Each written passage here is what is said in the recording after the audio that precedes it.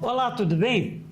O programa Rafael Abude de Violência Zero traz para você uma pessoa incrível.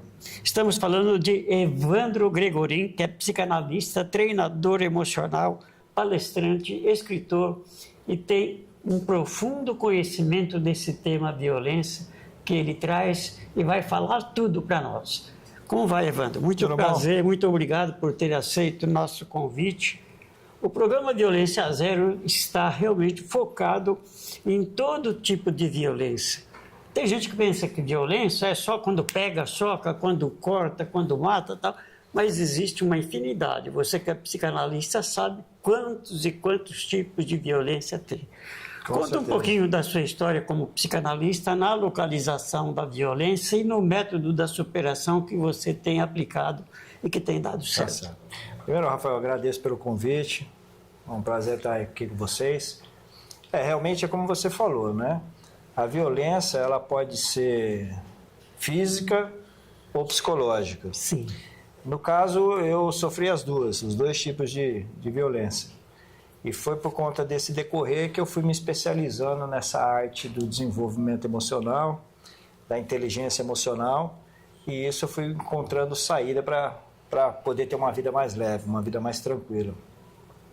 Realmente a cultura nossa, quando se fala de violência física, alguns das grandes vertentes, alguns dos grandes casos são correlacionados de culpar a vítima. Sim. A primeira coisa que acontece geralmente é colocar a culpa na vítima. Uma coisa que eu gosto de deixar bem claro é que a vítima sempre é a vítima, independente da circunstância. Não é verdade? E quem vai acarretar essas consequências é a vítima. Então, eu acho que esse é um olhar principal que a gente tem que começar a dar foco. Para que a gente tenha uma tolerância zero, a gente realmente tem que direcionar para quem realmente seja o culpado, seja responsabilizado, não a vítima. Aliás, nós vivemos numa sociedade onde o culpado nunca é culpado. É verdade. Ele inverte as coisas, ele faz de tudo para virar o jogo, porque ele quer sair bem na história, ele quer ser o bonzinho. Né? Exatamente. Essa polaridade intensa nos diálogos é que a gente deveria parar e rever, né? Porque, na verdade, nós somos um reflexo de uma sociedade que a gente vem construindo. Sim. Nada acontece do dia para a noite, tudo é uma construção. Né? Com certeza. A pessoa, quando ela sofre uma agressão, vamos colocar tanto físico ou emocional, que hoje as agressões emocionais, pela fragilidade do ser humano, elas estão sendo muito mais somatizadas internamente, essa pessoa ela fica muito vulnerável. E como que a sociedade faz? Além de culpá-la, né? Quando vem de fora ela é a responsável, mas e no ambiente interno? Como que isso é tratado? É como frescura, como para de ser vagabundo, levanta sua cabeça, para de mimimi. Então isso não é olhado com a devida atenção que deveria ser. Sim. Porque a dor intensa que a pessoa desenvolve com os traumas que ela passa, se isso não for reparado o quanto antes, isso mais profundo fica. Então a pessoa pensa que ela está saindo do buraco, mas na verdade ela está cavando para dentro. E as pessoas que estão mais próximas, em vez de perceber esse movimento, ajudam a potencializar ela cada vez, a afundar ainda mais. Então esse é um grande desafio. Por isso que a área da inteligência emocional, que hoje inclusive está entrando, né, tem essa norma da NR1, que começa a valer, não vale, vai, fica essa procrastinação toda, é um olhar que as pessoas estão dando para esse momento. Porque a doença emocional ela é uma realidade hoje no mundo. A gente realmente tem que olhar para isso. Porque que sociedade que a gente está deixando para o futuro? Até bem pouco tempo atrás, isso era um assunto isolado. Às vezes encontrava-se alguém com esse estado de, vamos chamar de possessão, de instabilidade emocional. Hoje é a maioria. Porque isso vai sendo... É uma cultura que a gente vai normalizando, né? Então, quando acontece uma situação, um ambiente que é novo, gera aquele impacto. ódio, não sei o quê, mas de uma certa forma, essa cultura da normalização está sendo aplicado no nosso dia a dia como uma naturalidade. Então você vê como que isso fosse uma coisa distante. Só que isso está acontecendo dentro de casa, está acontecendo no vizinho. Isso é uma realidade de todos. Sim, sim. E a sociedade não tem nenhum esforço de contenção disso, muito menos de como saber para lidar com isso. Falta psicanalista suficiente, que deveria ser num número maior que o número de agressores, porque eles não estão dando conta, não é? Para que a sociedade conseguisse brecar essa violência. E brecar essa violência não é assunto de um ou de dois, é de todos nós. De todos. Não é? Antigamente se ensinava coisas boas nas escolas, mas também agora isso virou assunto proibido. Exatamente. É o que eu costumo dizer assim, não é? Os nossos resultados é o que movem nossas ações. A questão é que as pessoas estão tão fragilizadas, elas estão tão sem energias, que tanto faz os resultados que estão tendo.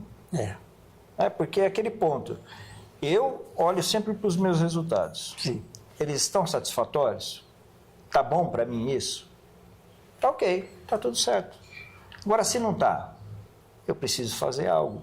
Eu também preciso dar o primeiro passo. Claro. Só que existiu uma cultura que, assim, no consultório, por exemplo, hoje cada vez menos, eu faço atendimento clínico psicanalítico ali pela demanda que a gente está tendo de escalar, de poder levar mais mensagem. Então, o nosso tempo está escasso, a gente está direcionando mais para isso.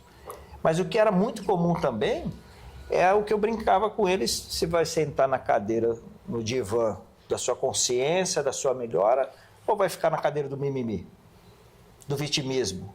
Porque sim, existe a vítima, mas tirando a agressão física, o quanto a gente não se faz de vítima perante uma situação? Sim.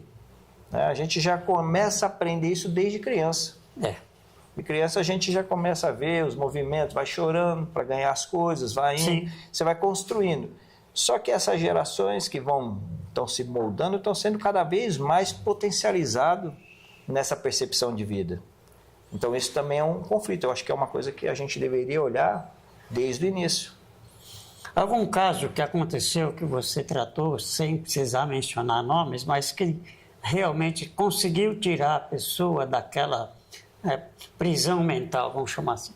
Pode ser eu mesmo? Pode. Perfeito. Uns anos atrás, eu trabalhava como um taxista, e aí eu fui abordado por um senhor e um jovem. No final da corrida, o senhor me deu uma gravata, com o seu braço esquerdo, com a mão direita ele apertou um revólver aqui e apertou o gatilho. Por sorte, a bala não saiu, o revólver, não sei qual que era a qualidade, não houve a execução. Mas eu senti realmente como se aquilo tivesse acontecido. E após disso, começou uma discussão, eles começaram a me agredir e me trancaram no porta-malas do carro. E aí eu fiquei rodando por 4 horas à noite em São Paulo, nesse porta-malas, esperando esse desfecho. Então você imagina, numa situação dessa, após uma tentativa de execução, cada movimento que o carro parava, você já imaginava que ali ia ser a sua execução definitiva. Então você imagina a situação que vai acontecendo com isso. Ao término desse episódio, eles acabaram deixando o carro, me deixaram lá e foram embora. Eu estourei o porta-malas com as costas e fui embora para casa. Aí entra aquele ponto. Você compartilha isso com a sua família, você expõe esse medo, você vai preocupá-las nesse sentido ou você guarda para você? Eu simplesmente guardei para mim. Como se isso nada tivesse acontecido. Só que os meus próximos dias começaram a não ser mais os dias que eu vivia. Eu tive uma mudança de roteiro ali. E essa mudança foi começando a reprimir o meu emocional. E aí minha vida começou a ser uma ladeira abaixo sem eu mesmo perceber o que tinha sido a causa. Porque como eu saí dali, eu falei, tranquilo, tá tudo certo, vamos embora e pronto. Você tem que ser forte, porque a sociedade é isso, você não pode mostrar, você não pode ser fraco, você tem que trazer resultado. Só que isso eu fui me desmoronando emocionalmente e eu não consegui encontrar ajuda que realmente me tirasse dali. porque infelizmente até alguns colegas de trabalho, alguns profissionais, realmente diziam que era frescura. Então assim, eu sei o que é uma dor dessa. E aí foi através do meu autodidata, começar a estudar, tentar entender, o acompanhamento da minha esposa, me incentivando, que eu comecei a estudar e conhecer tudo isso. Então hoje eu aprendi aquilo que eu vivi na pele. Então eu sou um exemplo vivo de que realmente você pode, você consegue, e é um processo que não é fácil. Sim. Entendeu? E você realmente se sente sozinho. Por isso que a gente está movendo esse movimento, essa campanha de criar uma sociedade com guardiões da liberdade emocional, para que um possa proteger o outro e a gente ter uma sociedade mais saudável emocionalmente. É que tem também aquela situação que é viciosa. A pessoa adotou o problema, a pessoa se prendeu ao problema, se tornou um probleminha de estimação. Ela não quer se libertar daquilo, embora ela fale que quer. Existe a dependência bioquímica, nós somos seres bioquímicos. Exato. Então, todo o nosso processo, ele é como se fosse, são todas reações químicas. Os neurotransmissores, eles vão viciando nossas células para que a gente tenha o mesmo comportamento. É um processo de simbiose. Isso. Então, o que os medicamentos fazem? Alguns deles vão lá, cortam, né, rompem essa sinapse e aquilo para de ser, só que a pessoa deixa de viver. Ela fica sonolenta, fica dormindo, totalmente sem ânimo. E qual que é o outro processo? É você também começar a fazer um processo de ressignificação disso. Então, você encontrar técnicas para que você não permita que uma síndrome do pânico comece a crescer. Porque o pensamento, ele também é repetitivo. Tudo é associativo, né? Então, você precisa criar essas barreiras. E a gente, como profissional, faz esse trabalho. Vai criando, oferecendo essas ferramentas para a pessoa poder ter um suporte, um alicerce para poder tocar a vida. E para todo mundo que está nos assistindo, que receita você dá para as pessoas que sentem que tem alguma coisa prendendo ela ao passado? Eu vou deixar uma dica. Vou deixar uma dica para a pessoa que realmente tem ali aquele momento de crise, de pânico, de ansiedade. Tudo é reflexo dos seus pensamentos. Então, por algo você construiu, a mente não sabe dizer o que é verdade que você vê fora ou o que você cria dentro. E a gente começa a criar isso aqui dentro. Por uma percepção, esses pensamentos começam. A hora que isso pegar você, amigo, para. Respira, se concentra, faça uma respiração profunda. E com a boca você faça a contração do seu diafragma, soltando o ar dessa maneira.